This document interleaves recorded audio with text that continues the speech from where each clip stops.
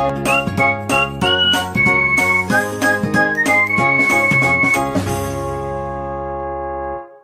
और polytechnic semester classes. दोस्तों काफ़ी समय के बाद सेकंड वीडियो आ रही है। तो इस वीडियो के अंदर हम सभी पल्प इंडस्ट्री के बारे में पढ़ेंगे। जो इसके बाद वाला वीडियो आएगा उसमें हम पेपर इंडस्ट्री के बारे में बात करेंगे। जो कि ये पल्प इंडस्ट्री है, तो इसमें सबसे पहले आप सभी को पल्प इंडस्ट्री के इंट्रोडक्शन के बारे में बताया जाएगा। देन उसके बाद आप सभी को इसके अंदर फ्लो चार्ट डायग्राम के थ्रू इसके पल्प के वर्किंग के बारे में बताया जाएगा। तो इस वीडियो लेक्चर के अंदर सब कुछ पल्प के बारे में बता दिया जाएगा, जो कि पेपर के पॉइंट ऑफ व्यू से बहुत ही इंपॉर्टेंट क्वेश्चन है। पेपर में हर बार पूछा जाता है केमिकल टेक्नोलॉजी सब्जेक्ट से कि पल्प इंडस्ट्री या फिर पेपर इंडस्ट्री को बताइए डायग्राम के साथ में। तो दोस्तों आप सभी को इसके अंदर डायग्राम भी देखने को मिल जाएगा और इसके फ्लो शीट ऑफ पल्प भी मिल जाएंगे, मतलब इसके प्रोसेस के बारे में आप सभी को बता दिया जाएगा। तो वीडियो में बने रहिएगा, अपने दोस्तों के साथ ज़रूर शेयर करिएगा। Pulp and paper industry Bharat में कागज़ इंडस्ट्री, मतलब जो पेपर इंडस्ट्री होती है वो एग्रीकल्चर पर आधारित है। उसके बाद जो सेकंड पॉइंट है ये आप सभी का इंट्रोडक्शन है।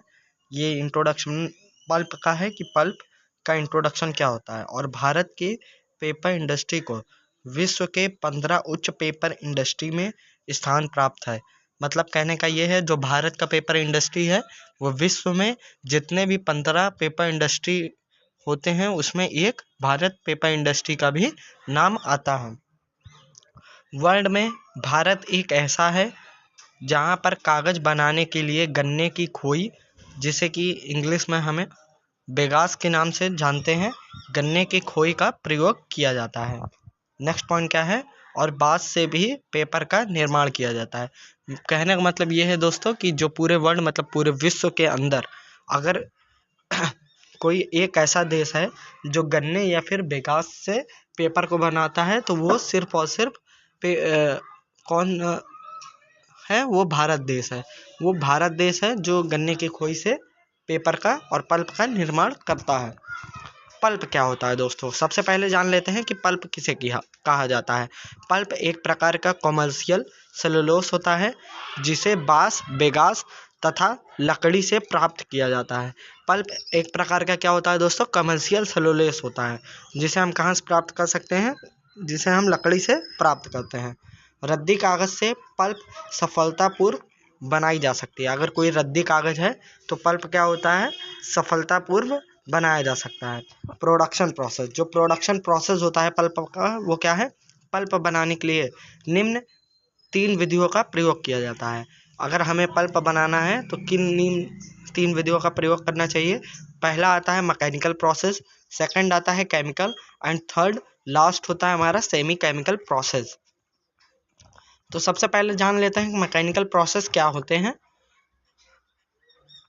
मैकेनिकल प्रोसेस, इस विधि में सेलुलोज फाइबर का उपयोग किया जाता है। इस विधि में किसका उपयोग किया जाता है, सेलुलोज फाइबर का। इस विधि में सेलुलोज फाइबर से लिग्निन मटेरियल को अलग कर लिया जाता है। इस विधि द्वारा क्या किया जाता है, जो सेलुलोज फाइबर होते हैं उनमें से लिग्निन मटेरियल को अलग कर लिया जाता है। इस विधि द्वारा प्राप्त पल्प का रंग डार्क ब्राउन होता है तथा इसे ब्लीच नहीं किया जाता है, मतलब इसे ब्लीच नहीं किया जाता है। मैकेनिकल प्रोसेस द्वारा प्राप्त पेपर चीप तथा सस्ते क्वालिटी के होते हैं। जो मैकेनिकल प्रोसेस द्वारा हमें पेपर मिलते हैं या फिर आप कह सकते हैं पल्प मिलते हैं, वो बहुत ही सस्ते क्वालिटी के होते हैं। इनके एग्जाम्पल क्या क्या होते हैं, न्यूज़पेपर, सस्ती किताबें बनाने में किसका, मैकेनिकल प्रोसेस वाले पल्प का उपयोग किया जाता है। अब आता है नेक्स्ट केमिकल प्रोसेस। इस विधि में लकड़ी से प्राप्त सेलुलोज को केमिकल रिएजेंट द्वारा रिएक्शन कराकर लिग्निन तथा अन्य नॉन सेलुलोज इंडिटर्मिनेंट को अलग कर लिया जाता है। इस विधि द्वारा हाई क्वालिटी पेपर तैयार किया जाता है। केमिकल प्रोसेस से प्राप्त पल्प की स्ट्रेंथ की प्रॉपर्टीज़ मैकेनिकल प्रोसेस की तुलना में अधिक होती है। अगर कोई केमिकल प्रोसेस से प्राप्त हो रहा है, क्या प्राप्त होगा, पल्प प्राप्त होगा। जो उसकी स्ट्रेंथ होती है वो मैकेनिकल प्रोसेस की तुलना में अधिक होती है।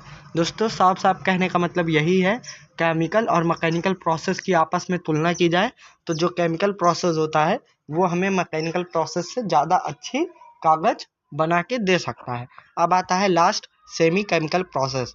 तो सेमी केमिकल प्रोसेस क्या होते हैं, इनके बारे में समझ लेते हैं। इस प्रोसेस द्वारा लकड़ी सॉफ्ट हो जाती है, मतलब बहुत ही मुलायम हो जाती है। इस प्रोसेस द्वारा प्राप्त पल्प की मात्रा मैकेनिकल विधि से बहुत अच्छी होती है। मीन सबसे खराब क्वालिटी का पेपर हमें मैकेनिकल प्रोसेस द्वारा ही मिलती है। इस विधि द्वारा लगभग 65 से 90% तक पल्प प्राप्त होता है। इस विधि से प्राप्त पल्प का प्रयोग कार्डबोर्ड बनाने में किया जाता है।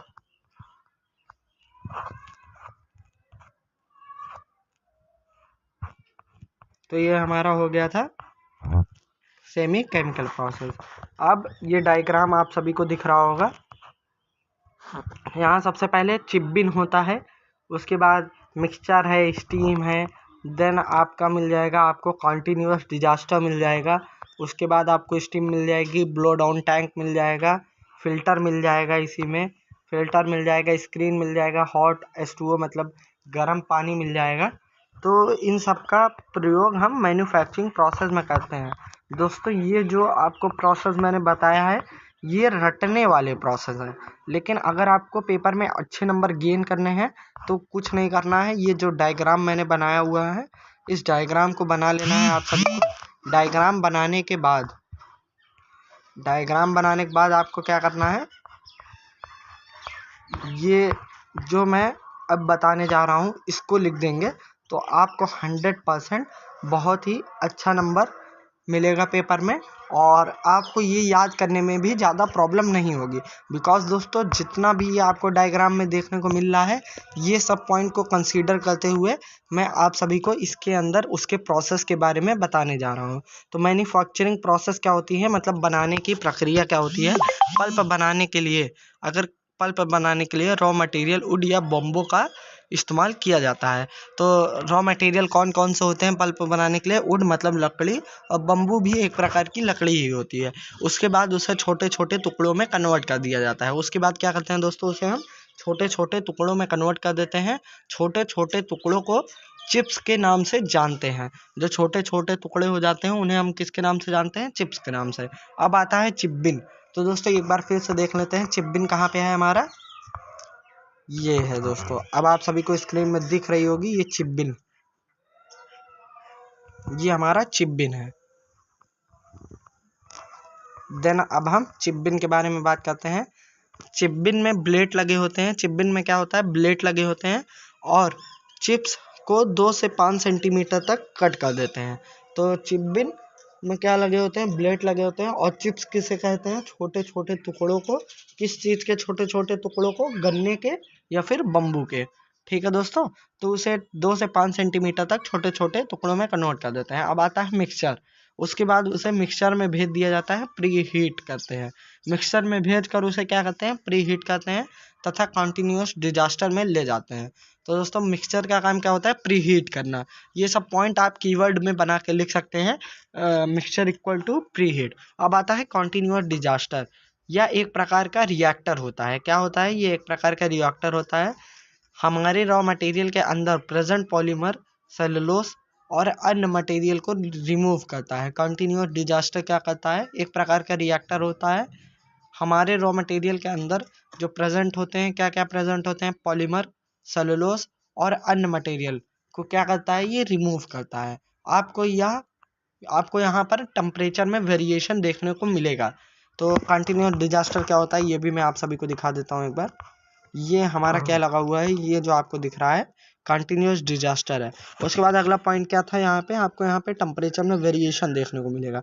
तो दोस्तों ये सही बात है। देखिए पहले 140 से 150 डिग्री है, देन वो 170 से 180 डिग्री हो जाता है। उसके बाद उसे ठंडा किया जाता है 65 डिग्री सेल्सियस तक। किस लिए, क्योंकि आगे की प्रोसेस के लिए इतना ज़्यादा टेम्परेचर अच्छा नहीं होता है। तो कंटिन्यूअस डिजास्टर में आपको यहाँ पर टेम्परेचर में वेरिएशन देखने को मिलेगा।